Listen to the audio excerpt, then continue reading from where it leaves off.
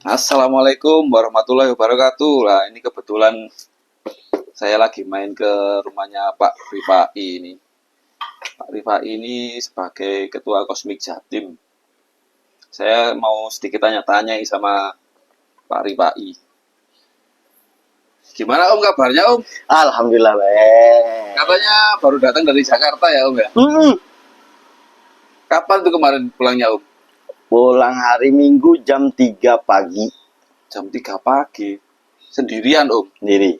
Naik motor apa Om? Ini yang hijau. Yang T3 ini Om ya? Ada 3. Nah ini Om saya mau tanya-tanya sedikit Boleh, Om ya? oh silakan.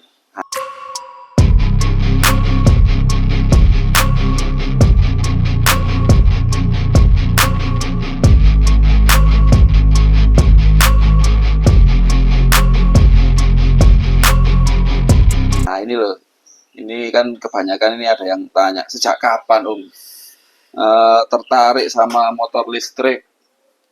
Tertariknya sebenarnya udah lama. Cuman baru terrealisasi September 2022. September 2022. Hmm.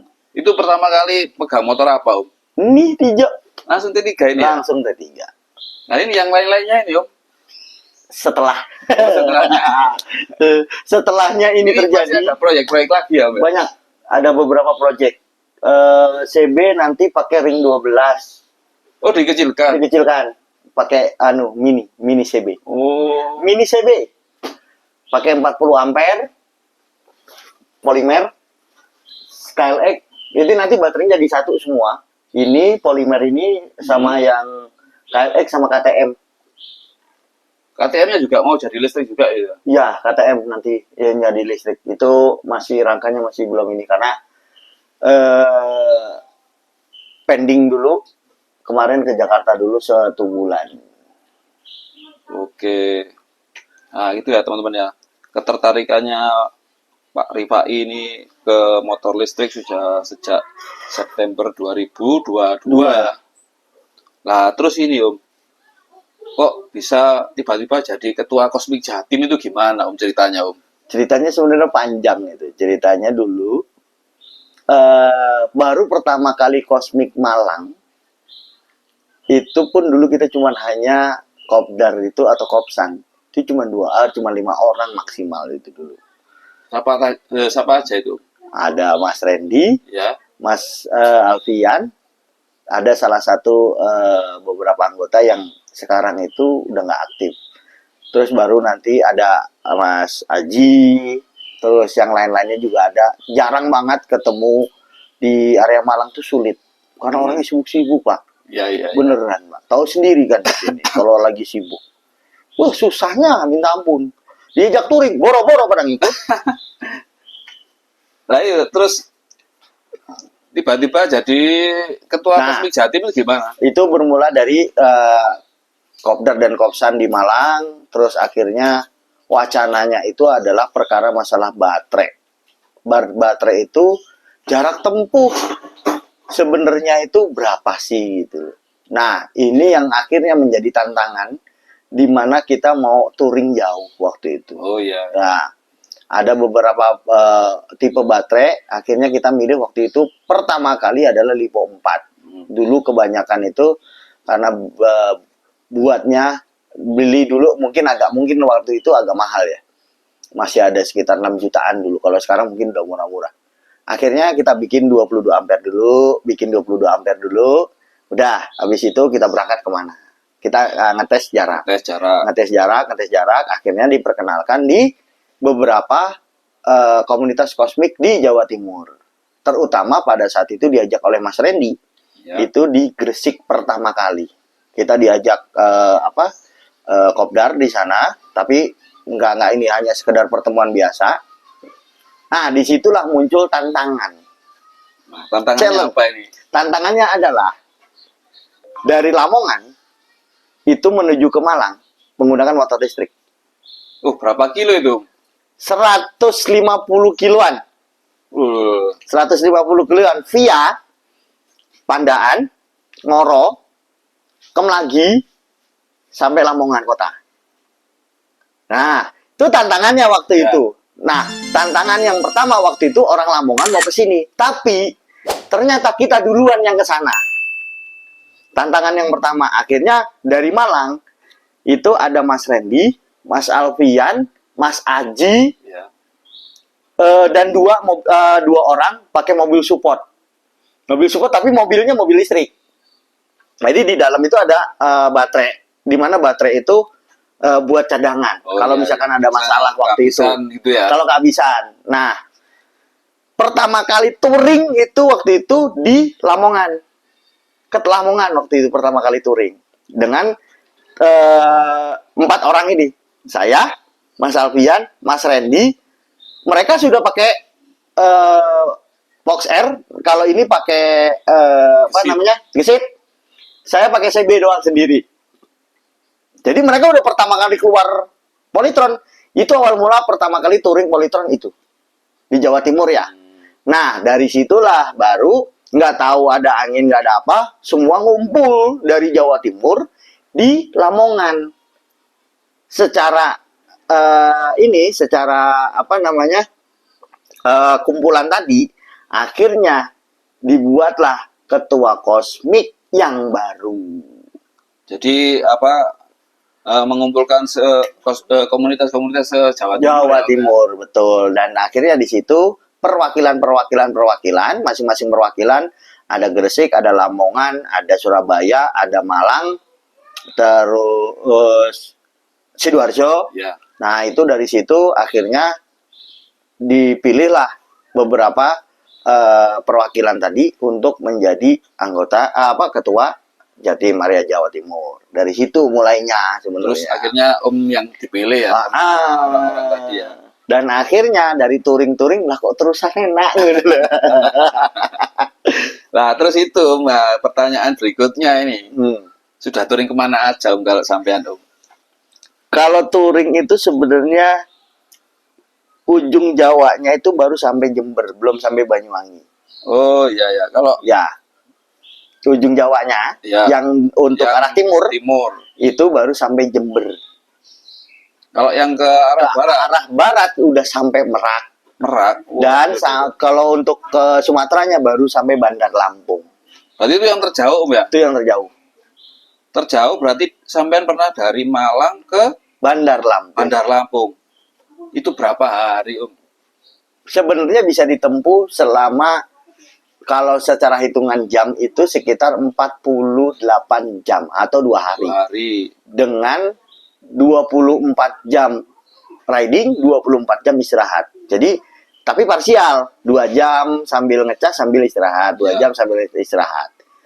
Nah, karena terlalu jauh juga dan istirahatnya kurang, akhirnya ditempuh sekitar 56 jam. Tapi itu istimewa. Secara keseluruhan ya. Secara keseluruhan. Itu harusnya sampai ini sudah dapat rekor muri loh. Boro-boro. Ya, harusnya itu nggak pernah tercatat ini. Berapa kilo dari Malang ke Bandar Lampung? Sekitar 100. 1000 lah. Iya, 1000 lebih 1100-an. Ah, iya 1100 ya. 1100 non-stop. Paling stopnya waktu ngecas saja. Waktu ngecas saja. Waktu itu kita cuma hanya saya sendiri itu cuma 1 pack 64 Ah tok. Nggak bawa baterai cadangan. Nggak ada bawa baterai cadangan. Tapi nggak ada masalah Mbak? Ada. Nah ini masalahnya apa? Bisa dibagikan mungkin. Oke. Buat berbagi pengalaman. Berbagi pengalaman. Ya. Jadi sebenarnya kalau bawaan pabrik ya itu kabelnya kecil-kecil. Kabel apanya itu? Kabel pas, kabel bukan kabel pas ya. Kabel min plusnya yang ke arah baterai. Gampangnya dari controller. Kabel kayak semacam kabel body gitu. Bukan kabel body.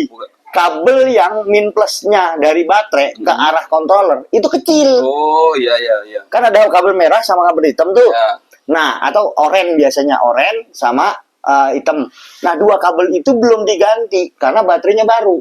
Oh iya. Nah, kepanasan, ngefong. Oh iya. Berarti karena arusnya besar. Iya, diganti baterai baru dengan ampere yang lebih besar dan itu nggak diganti. Nah ya, akhirnya kabelnya yang kalah. Akhirnya kabelnya kalah. Oh iya ya. Nah itu teman-teman ya. Nanti misalnya kalian mau touring agak jauh, bisa diperhatikan untuk kabel-kabel bawaan motor itu dicek dulu. Apakah sudah support dengan ampere dari Besar. baterai yang baru atau belum gitu. Karena rata-rata kalau dari yang lama berarti kan ampernya kecil ya Om ya. Ya rata-rata paling 40, 20 ampere. 20 ampere sampai 40 lain diganti Bisa sampai 60 waktu itu. Waktu itu ini ditariknya 100. Wah, 100. Nah, makanya itu teman-teman ya nanti bisa buat pengalaman ya. Nah, terus ini Om, ini pertanyaan saya yang sering juga teman-teman saya tanyakan. Kenapa kok lebih suka naik motor daripada naik mobil? Oh iya. Kan saya punya mobil itu. Kalau mau touring jauh kan mestinya pakai mobil kan enak Om. Betul. Gini, kalau mobil secara komunitas itu eksklusif Pak. Ya. Apa yang bisa ditunjukkan secara eksklusivitasnya tadi dari motor-motor? Katakanlah yang dominasinya adalah orang-orang yang katakanlah beli ini dulu mikir dulu, ini beli mikir dulu. Tapi kalau mobil kan agak mahal nih. Ya. Kan nggak bisa dimodifikasi, modifikasinya paling cuma seputar bodi, seputar apa. Tapi kalau masalah kelistrikan nggak bisa kan, karena udah bawaan pabrik. Dan itu eksklusif belum nggak bisa. Kita paling cuma nunjukin, udah pan, oh ini kita pakai pelek ini, pelek ini. Tapi kalau motor, kita tuh bisa belajarnya tuh lebih dalam lagi, lebih luas, ya, lebih panjang ya. Dan komunitasnya lebih banyak karena penggunanya lebih banyak, ya kan? Nah di situ akhirnya orang-orang tuh saya lebih sukanya itu karena saya sering berkomunitas dari mulai saya bekerja atau belum udah bekerja, saya senangnya berkomunitas. Nah, jenengnya berkomunitas ini kan kita bisa saling tukar pikiran, ya toh dari satu sama lain, orang yang sudah berpengalaman sama orang yang sudah katakanlah seluk beluknya udah sampai di motor listrik yang dulu, orang-orang dulu. Nah, itu kita ambil ilmunya untuk bisa kita terapkan. Gitu. Begitupun pengalaman saya touring pada saat saya memakai controller ini apaan dampaknya. Nah, seperti itu pengalaman-pengalaman yang nggak bisa di secara teori mungkin ini segini, tapi pada saat kita ngambil jaraknya nggak sampai kadang-kadang gitu. Nah, kalau saya kan lebih risetnya itu adalah menyeimbangkan dari controller, BLDC sama kemampuan baterai supaya apa bisa menempuh jarak yang diinginkan. Itu. Selain itu paling ya kalau bawa mobil sama bawa motor itu suasananya beda. Suasana beda jauh Om. Tantangannya juga beda Om ya. Tantangannya jangankan tantangan Pak. Iya kan? Kalau secara inian pengalaman lebih enakan di motor karena kita bisa masuk ke dalam-dalam. Oh iya. Gitu. Kalau mobil ya paling cuman hanya di jalur utama. Gitu. Nah, sedangkan ini kan bisa jalurnya nyelip-nyelip. Wah, pemandangannya istimewa, Pak. Beda. Kalau mobil lu beda. Gitu. Nah, ini Om. Untuk kedepannya ini harapannya gimana Om tentang kendaraan listrik lah. Terutama motor-motor, harapannya supaya gimana gitu loh maksudnya. Harapannya gini sih sebenarnya. Ini agak sulit juga ya karena transisi antara motor bensin atau mungkin meter-matic yang mereka sudah nyaman gitu kan. Terus apalagi kalau orang yang masih ragu, memang agak sulit kita untuk memberikan edukasi terhadap transisi dari motor bensin ke motor listrik. Itu agak sulit karena zona nyaman mereka biasanya di motor itu atau mungkin di suatu barang atau apapun itu agak sulit untuk dilepaskan. Karena mungkin masih keterbatasan tempat ngecas mungkin Om ya. Bukan juga sebenarnya tempat ngecas itu banyak, sudah tersebar luas. Sebenarnya udah banyak. Sepengalaman saya selama touring, saya tidak ada terkendala permasalahan ke pengecasan. Nggak ada sama sekali. Hanya saja mungkin orang itu masih ragu untuk touring atau perjalanan jauh mau ngecasnya di mana karena tidak mempunyai pengalaman perjalanan jauh. selama ini yang mereka kenal adalah SPBU. Ya. Sedangkan kita di motor listrik itu ada namanya SPLU dan SPKLU. Ya. Nah, ini yang tidak diedukasi atau mungkin yang tidak informasinya belum dijelaskan oleh berbagai pihak yang terkait nih. Gitu. Permasalahan ininya apa namanya tuh? Titik lokasi. Bukan titik lokasi sih. Lebih ke sosialisasinya. Oh, sosialisasi. Ya. Jadi mana aja sih sebenarnya SPLU dan SPKLU itu belum tersosialisasi dengan baik secara menyeluruh, hanya dari komunitas dengan komunitas atau dari individu ke individu gitu. Tapi kayaknya Om kan sudah punya pengalaman banyak itu, punya datanya Om ya, apa SPLU, SPLKLU yang bisa dipakai misalnya di sepanjang Pulau Jawa inilah. Betul. Nanti bisa dibagi. Bisa, nanti saya share untuk daftar dari SPLU dari beberapa komunitas. Saya sendiri pun punya catatannya, punya daftar atau daftar EV chargingnya, dan dari beberapa komunitas pun punya catatan EV chargingnya juga. Jadi nanti bisa dikombinasi. Sampai yang pelosok-pelosok gitu ada. Ada, sebenarnya ada. Nah, mantap. Mungkin ada beberapa yang blank spot. Mungkin yang belum saya jelajahi di sana karena memang belum pernah ke sana, jadi belum bisa didaftarkan, belum tahu lah pastinya gitu. Tapi yang pasti menurut salah satu petinggi PLN, sebenarnya selama kita ada PLN sebenarnya bisa kita charge di sana. Itu aja sih intinya gitu. Terutama di Pulau Jawa itu sebenarnya nggak perlu khawatir. Siap gitu. Nah ini Om, ini yang lagi viral ini sekarang. Soal touring ini Om. Banyak yang bikin konten itu ya, para bapak-bapak itu mau touring nggak dikasih izin sama istri Om. Nah kalau Om sendiri gimana Om? Banyak Om sekarang di TikTok, di YouTube itu bikin konten nggak diizinin sama istri Om. Ini yang agak sulit ya. Kalau masalah SNI atau ISO itu urusannya kan pribadinya masing-masing. Ya kan, memberikan tipsnya, memberikan pengertian sebenarnya, memberikan pengertian terhadap pendampingnya. Kalau itu tidak diizinkan ya sudah nggak usah gitu. Kalau diizinkan ya monggo silakan gitu. Karena saya itu kebanyakan adalah lebih kalau pasti saya udah izin gitu. ISO-nya udah pasti, sama SNI-nya udah pasti. Gitu. Itu nggak mungkin saya tinggalkan. Karena keselamatan kita dari situ juga doanya, gitu loh. Nah makanya saya mesti selalu izin mau kemananya, atau kadang kan nggak usah yang deket-deket ya. Yang deket-deket aja itu pun saya harus izin. Mau kemana pun pasti saya izin. Apalagi yang jauh. Gitu. Betul. Ini bukan hanya sekedar touring, berhari-hari loh ini masalahnya. Bukan hanya sekedar sejam, 2 jam, 3 jam gitu kan. Tapi berhari-hari, keselamatannya gimana? Pasti kan ada rasa khawatir, gitu kan. Nah, cuman yang penting memberikan pengertian dulu, gitu. Terutama gini, pengertiannya apa? Yang sulit adalah sosialisasinya terhadap pemakaian listrik terhadap istri kita sendiri, Pak. Itu yang sulit. Makanya di grup-grup touring itu kok banyak yang bikin konten bapak-bapak sampai stres karena nggak diizinin touring sama istrinya. Kalau saya kan pasti izin dulu, terus abis itu tahu kita touring kemana? Kita punya dokumentasinya. Itulah gitu. Kita nggak kemana-mana, nggak pernah ini. Kita udah ada Pak. Jadi istilahnya bukan hanya sekedar touring, tapi secara konten kita ada semua dan jelas buktinya gitu kita di mana. Nah itu.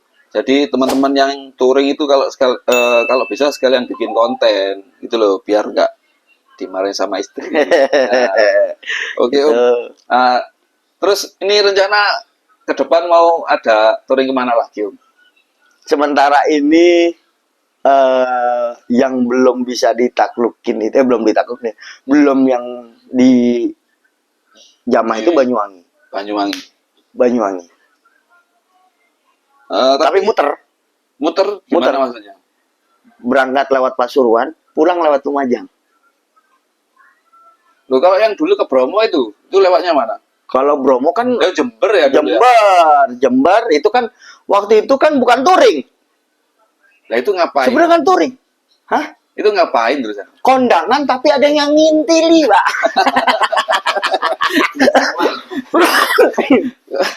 Kondangan ngintil wong loro. Akhirnya disebutnya touring ngintil. Nah, kalau ada rencana touring lagi Om nanti ya bisa diinformasikan. Siap, ya. siap.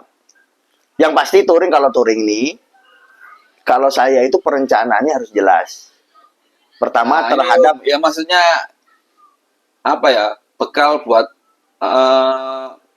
pemakai motor listrik untuk touring itu bekalnya harus pengetahuannya apa aja itu. Oke.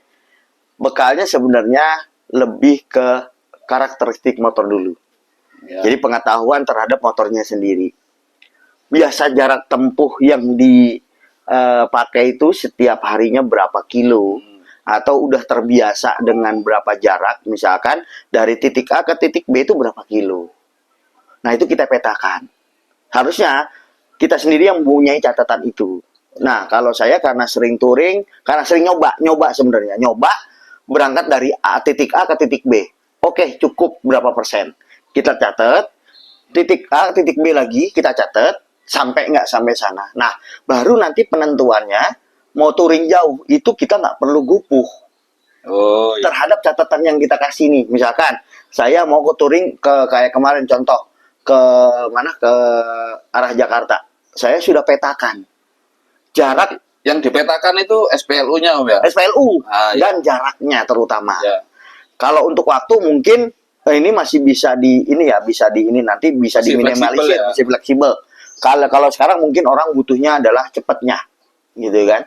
Nah itu bisa antisipasinya pakai fast charging, tapi dilihat kemampuan baterainya bisa di fast charging atau enggak. Oh iya. Gitu. Terus yang ini harus diketahui pertama dulu, itu adalah karakteristik motornya dulu. Yang kedua, jarak tempuh yang dilalui oleh motor listrik kita sendiri. Yang bisa ditempuh sama motor dari titik A ke titik B, itu mampu nggak apa yang misalkan dari titik A ke titik B. Itu berapa kilo. Nah, itu baru bisa kita tentukan SPLU dan SPKLU-nya di mana. Ya. Gitu. Dan berapa jam. Dan pengecasannya berapa jam. Akhirnya ketemu berapa waktu jamnya. Terlebih lagi, harus mengetahui berapa kapasitas baterai yang kita cas. Biasanya orang nih yang nggak tahu nih berapa, perlu token berapa biasanya, atau mungkin di SPKLU gampang lah, nggak usah pakai beli token gitu kan, kalau di SPKLU. Tapi kalau yang di SPLU kita kan harus beli token. Ya. Kelebihan nggak bisa kembali, ya kalau kurang persentasenya ngisi lagi. Ya. Nah harus mengetahui ininya dulu, kapasitas baterai. Contoh punya saya ini 72 64 Ah. Itu kalau dihitung di antara 4, sekian kWh. Makanya saya beli cuman 10.000 saja sekali jalan. Kalau kita beli cuma 10.000, dapatnya berapa? 5,8 kWh. Jadi masih ada sisa kan? Nah, makanya itu yang harus diketahui dulu. Berapa sebenarnya baterai, kapasitas kita berapa? Bukan 64 Ah, bukan. Yang dihitung adalah kWh. Karena konversinya dari pembelian token. Ya. Karena kWh itu konversinya nanti nilai uangnya. Pembelian berapa? Gitu. Berapa ribu? Berapa ribu untuk beli tokennya Om ya? Makanya dihitungnya. Kita sudah menempuh 100 kilo. Hanya cukup membayar 10.000 saja. 10.000 masih susu Om ya? Masih susu. Masih sisa. Kalian kalau ngisi SPLU itu kalau bisa dilebihkan. Iya. Jadi biar nanti di sana ada sisanya KWH-nya bisa dipakai untuk orang lain gitu loh. Jangan cari saling berbagi lah. Saling berbagi. Gitu. Nggak cuman hanya syukur golek gratisan. Nah, itu loh. Ya Om, gitu aja Om. Siap. Cukup ini, nanti kalau panjang-panjang ini durasinya nggak selesai-selesai Om. Kalau kita kadang ngobrol itu nggak selesai-selesai. Wah, bisa berjam-jam. Iya. Bisa 3 hari 3 malam juga ya. Terima kasih banyak Om. Sampai jumpa lagi. Siap. Wassalamualaikum warahmatullahi wabarakatuh.